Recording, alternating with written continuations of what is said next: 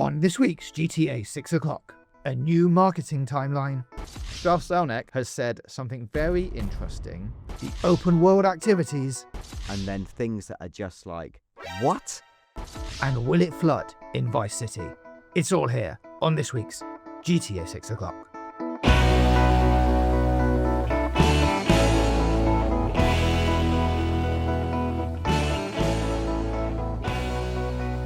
Hello and welcome to episode 67 of GTA 6 o'clock, the world's most in-depth and best connected GTA 6 show. Yes, here we are, it's April 2nd and there is still no trailer. So for all of you who were hoping for something on April 1st, I'm afraid you've all been slightly disappointed. Those people were not us, I should add. Just never really felt like a real possibility for us, but we will get into that later in the episode. What is a realistic possibility, however, is the fact that we're about to bring you the best analysis of GTA 6 news you have heard all week. I am JJ, and joining me to do just that is Dan, DD Dawkins. Hello, Dan. Hello, and I will say, and you will never have heard this intro if that was the case, we're recording this on the morning of April the 1st. If there was a trailer later today, we wouldn't know at this point in time. But equally, we won't release this episode if there was, because we'll be in retraction mode. So let's wait and see. Yes, I will redo that intro if something happens today. So I suspect people will be hearing it, but it's worth saying. I very much suspect that as well. Did you enjoy the tortured intro besides that? Oh, I love it. Loves me some torture. So yeah, that was good. Right. Well, let's get into the show then. Last week, I said it was April or bust for the fall 2025 window. I think I actually said if we didn't get a trailer in April, then it's not coming this year. Well, sound the news klaxon. Nathan, I hope you can actually sound some kind of news klaxon here in this episode. That would be brilliant. Strauss Zelnick has said something very interesting to Bloomberg Television on YouTube, almost as if he is calling me out for last week's episode. Before we get into the whole details and everything that he said, is there anything to be said about why these kind of interviews are happening now, Dan? Do you think that it maybe shows confidence in the release date or the reverse of that? When we spoke yesterday, and I missed it on the weekend, and you said Strauss Zelnick's done an interview and they talk about the release, my initial reaction was, this is a show of confidence. Why else would he be out talking publicly about it? As we'll talk about in this episode, there are things that are said or rather not said in this interview that actually are giving me less confidence than ever, if I'm completely frank with you. But let's get into that, because this is where, you know, there's so much to say about the fact there's nothing to say, right? So that we can really get into that. But I think there's some interesting tells, like push and pull factors that you can read from this interview. All right. Well, yeah. Quick overview for anyone who hasn't seen it. It is a 30-minute interview. There's a bit of history up top there, which talks about Strauss Zelnick, how he got to where he is now, president of Take-Two. He was president of 20th Century Fox for 7 years, oversaw a lot of film releases and that kind of stuff. But there's a few quotes in here that I think we can pull out and discuss. The first of which is around online activities, which you could read in to say there are some hints in here about GTA 6. What is probably more likely is he is talking about existing products. But he said this in regards to online. In the case of console and PC, there's a free-to-play business, but that is largely a business where you purchase a unit. And then you often have the opportunity to engage in an ongoing basis after the original purchase through a multiplayer, for example, experience. And that would be also monetized in-game. Now, what I'm reading between the lines here is that there is a free-to-play business, and that would essentially, in this case, I think, be GTA Online. That is, when you purchase a unit, GTA 5, you have the opportunity to engage through multiplayer with GTA Online that is then ongoing and monetized. Whether or not this is exactly the same model as their upcoming releases, like GTA 6, that is not mentioned at all, but I would suspect that is, I mean, that's how I'm anticipating it to happen, right? You buy GTA 6, you get to play GTA Online, whatever version of that becomes in the future. I think that's what he's saying. The actual, the way he's constructed the words is slightly confusing, because he says, in the case of console and PC, as in speaking in the general, he says there's a free-to-play business, but that is largely a business where you purchase a unit, then you have the opportunity to play a multiplayer. That's not true. because in the free to play in the console space or the PC space is literally free to play in many. There were two things here. So I don't think it's quite, and I guess it's all to do with who Strauss Zelnick is speaking to. And I don't want to be disrespectful or get this wrong, but it feels like more of a sort of classic Bloomberg business top down, talking to someone who's maybe not an engaged gamer who knows the nuances of the online multiplayer and free to play market. Why should you? Life is short. I think there's probably confusion there. So he steered it to what he sees as his version of reality. But what he said is, I think, actually not true. So I guess it's true in for Take-Two. Yes, exactly. So it's for them, that's their model. But it's not true to say that the free-to-play model in console and PC, as he said, is predominantly this. That's not true. Yes. But but for Take-Two, because we're the only thing that matters, this is true. They did go on to then drop a little nugget of information that GTA Plus is up 10% year on year. So that'll be good for them. Good for your analysis of why they released the Enhanced Edition, just to help inflate that pool of people who are subscribed to GTA Plus. So that's going well for them.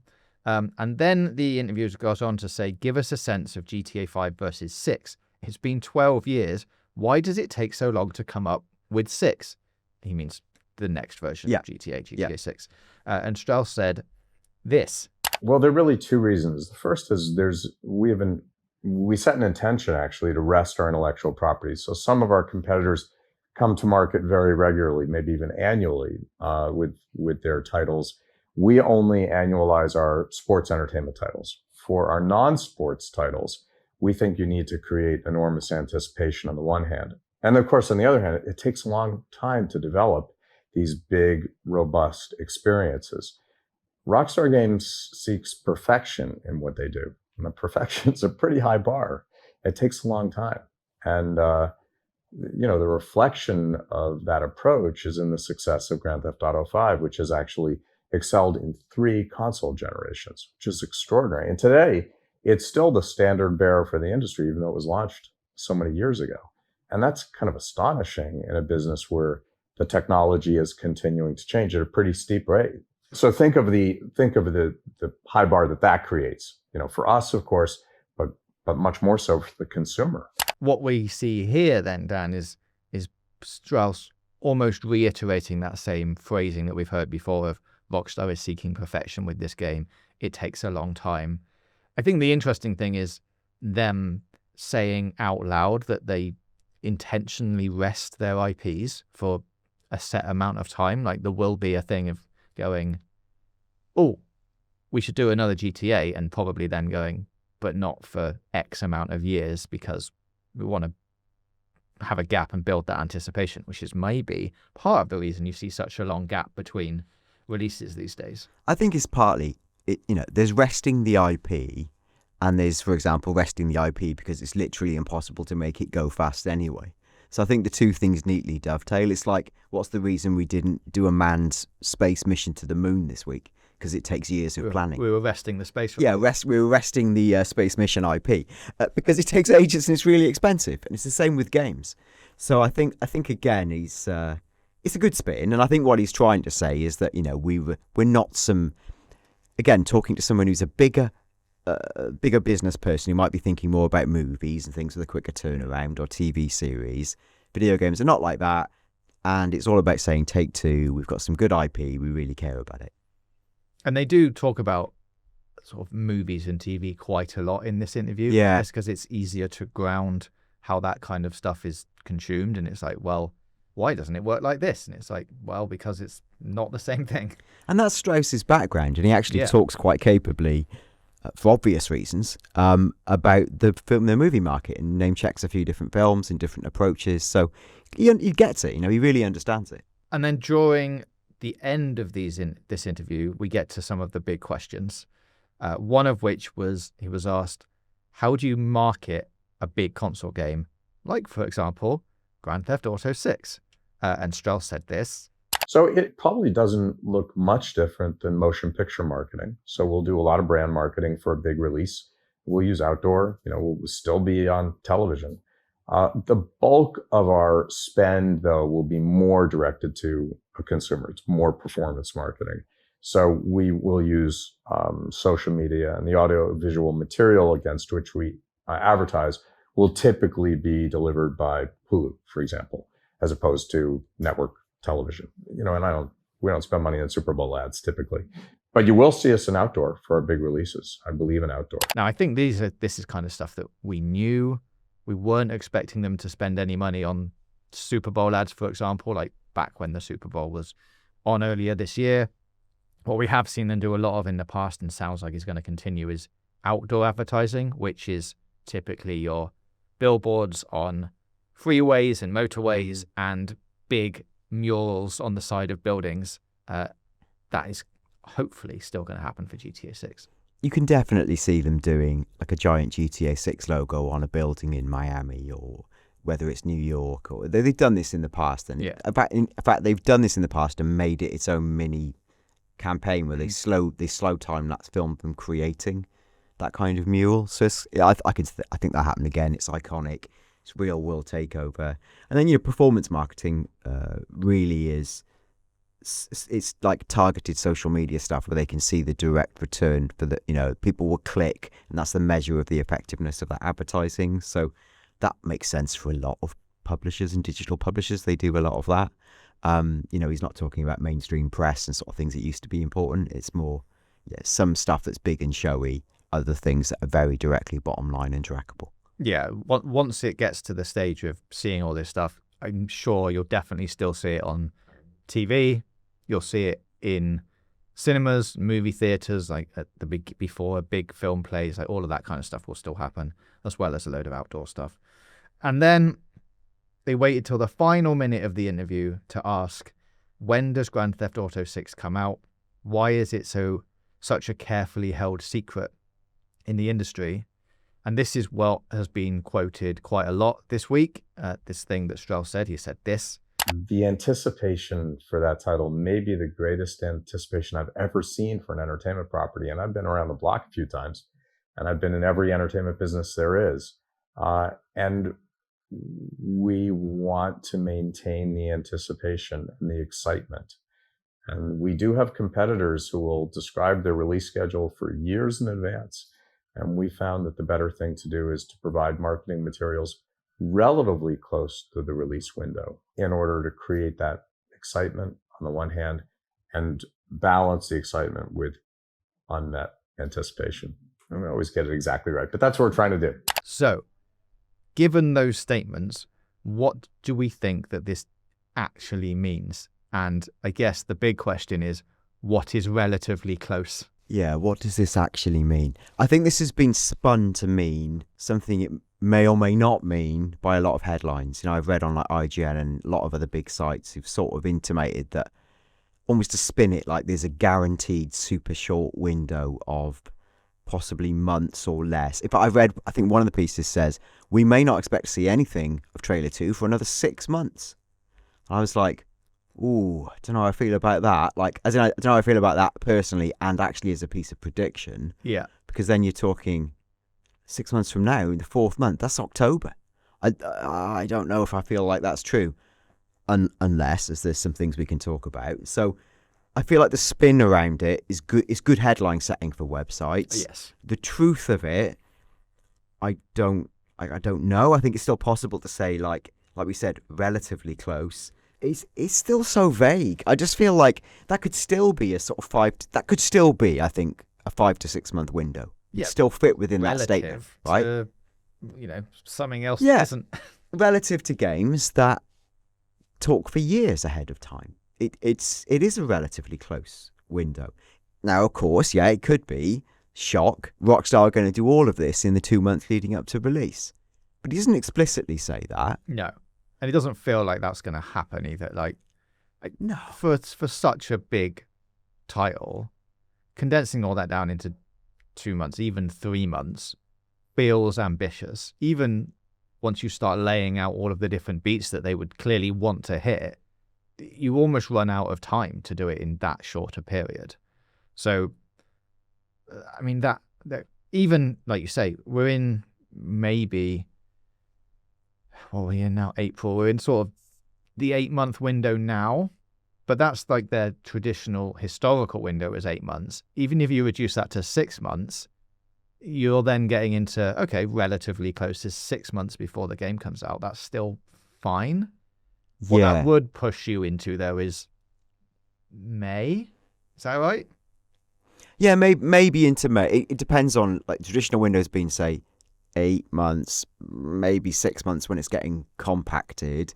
8 months from now is literally December, and then it breaks the fall 2025 initial, more on that later, the initial promise.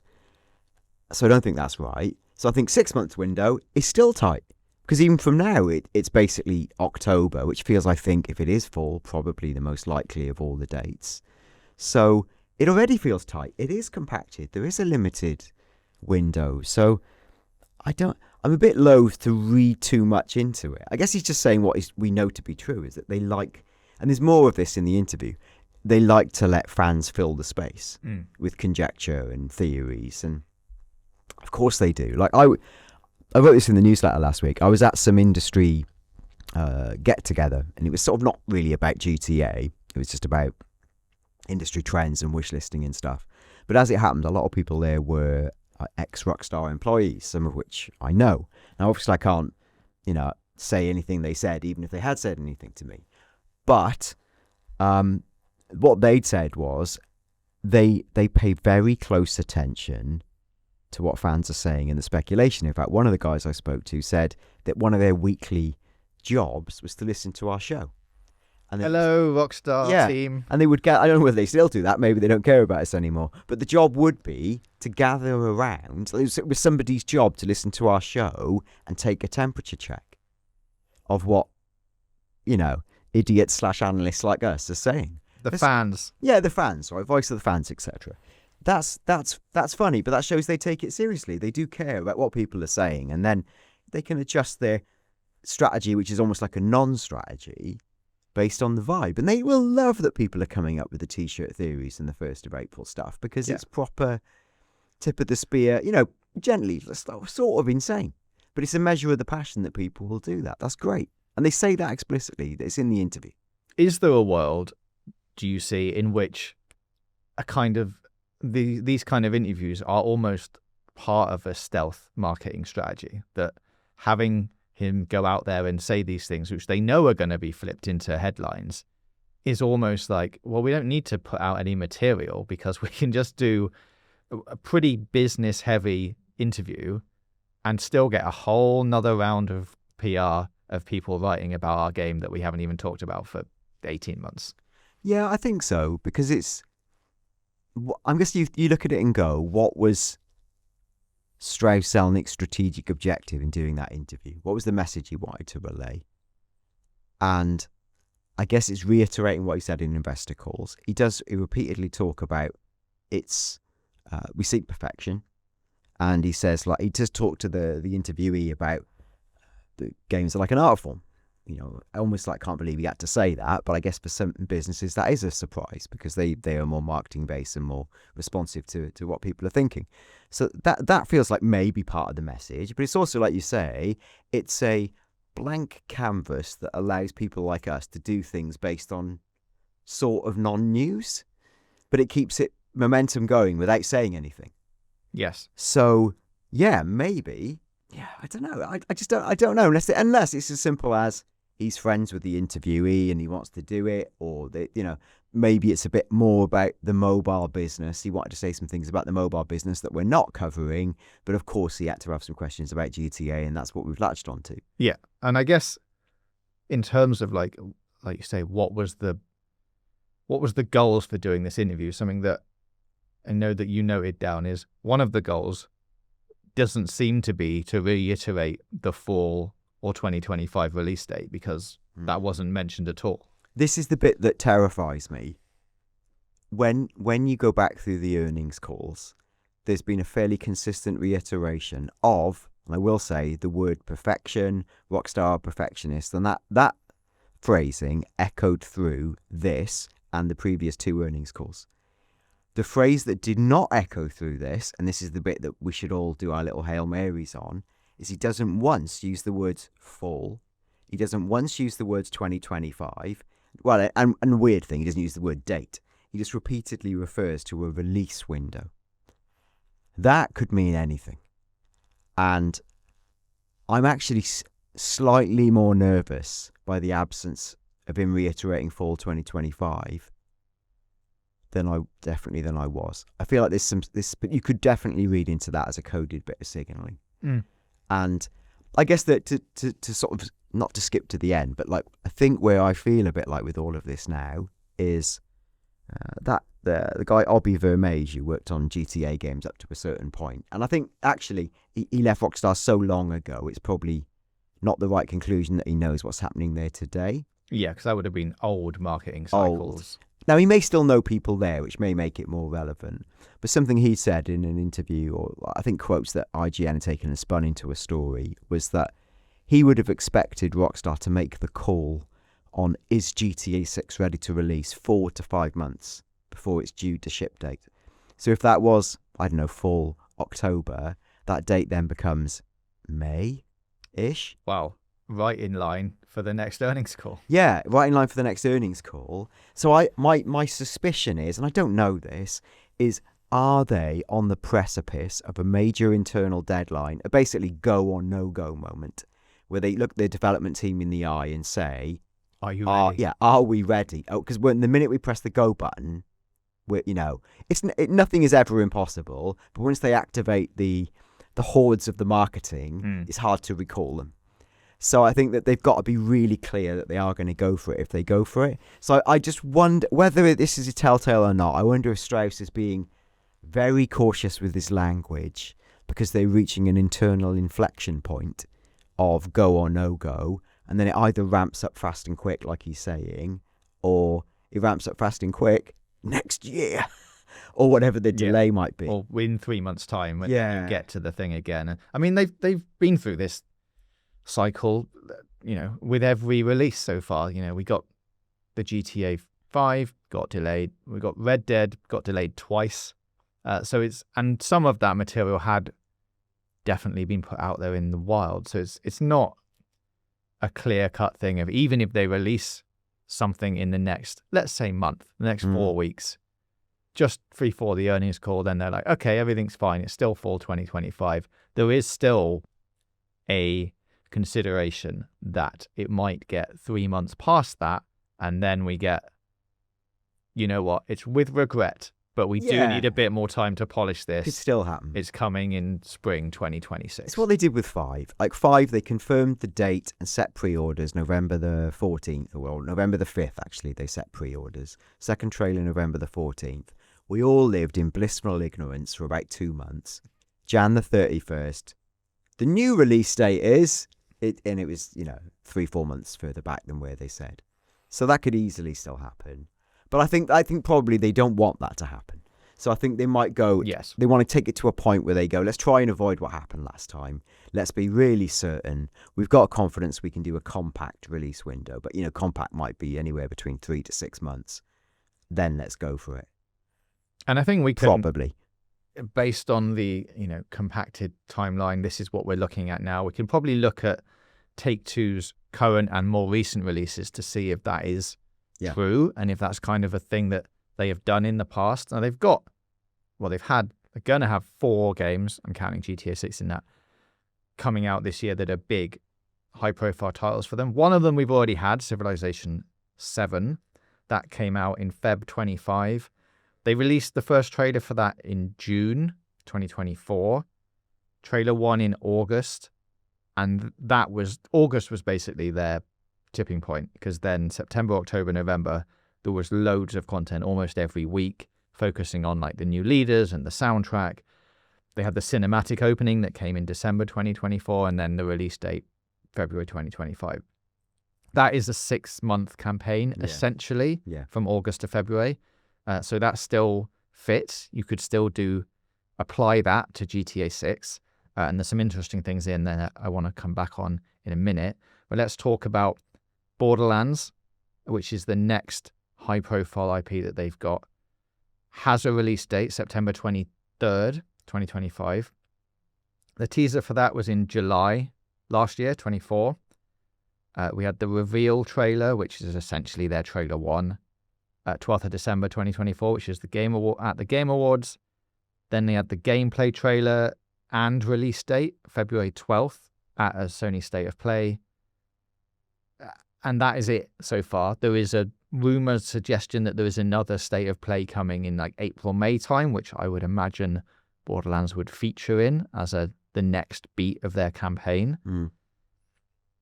But September 23rd is about 6 months out from today, let's say, roughly.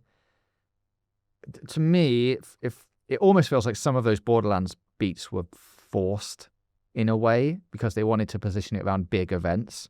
So you get the reveal trailer in December the 12th because it's at the Game Awards. If the Game Awards was in February, for example, would they have gone then? Maybe. You've got the release date trailer at the State of Play because that's another big high-profile gaming event that they want to feature in. So it sort of constructs their timeline a bit for them, whereas with GTA, you're not going to get that. Like, I don't think they want to be part of those other things and put out at the same time as 10 to 20 other trailers. They want their own space. Yeah. So it gives them a bit more time. And then Mafia, which if we were doing a Mafia podcast would be the one I'm worried about because, as we've said before, they had a teaser trailer in August the 20th, 2024. That's at Gamescom. They were at the Game Awards as well with their trailer 1, which was December the 12th. And that is coming out in summer 2025, which is what that trailer said that they released on December 12th last year. The maximum amount of time that they have to release that game now is 5 months from now. Summer, in the US at least, is June 21st to September the 22nd. And on this timeline, because we know that Borderlands is out September the 23rd, that essentially means that Mafia the Old Country has to come out before Borderlands 4. Yeah, you'd think so. Otherwise, it's going out of the summer window. Yeah. It's not coming out in September because that's when Borderlands is out. I mean, it could. They are slightly different markets. Yeah, you could make that work. You wouldn't think they'd want 2 major releases at the same time. So then you're into August, possibly, as a release date. And then we are very close, right? We're already in April. There's May, June, July, August. 4 months. And we've seen one trailer and nothing else about that game. And it has a summer 2025 release date. So in a way, as I say, if this is a Mafia the Old Country podcast, I'm worried that this game is getting delayed. Yeah. But the flip side of that is a huge IP for Take-Two. We've only seen one real trailer from it. Apparently it's 4 months until it gets released. Flip that to GTA 6. We've only seen one trailer for it. And we are 7 months out from release. So if the Mafia timeline works out and that game releases when it's meant to release in the summer, sometime between June and September, it's almost a good sign that they have found a marketing timeline that they think works that can be delivered within, let's say, 4 months. If we get a Mafia trailer quite soon. Yeah, and I guess the other flip is that, like you suggested, is Mafia in question of slipping? Question mark, because yes, it feels like it feels a bit close to the wire now. So you never know. And also, like what Take-Two does as the parent organization is not necessarily what Rockstar do. Rockstar have their own marketing teams. I'm sure they talk. I'm sure they discuss best practice. But Rockstar, being who they are, might go, yeah, well, we see what you do there, but we've got our own plans. And you could easily believe that as well. So that would make sense with what I know of those teams. But the Old Country, worried. Thankfully, that's not our concern. No, it's not. That's a whole different show. One quick thing I wanted to pick up on during the Civilization 7 campaign was that they had a load of video features on the soundtrack of Civ 7 in the lead up to launch.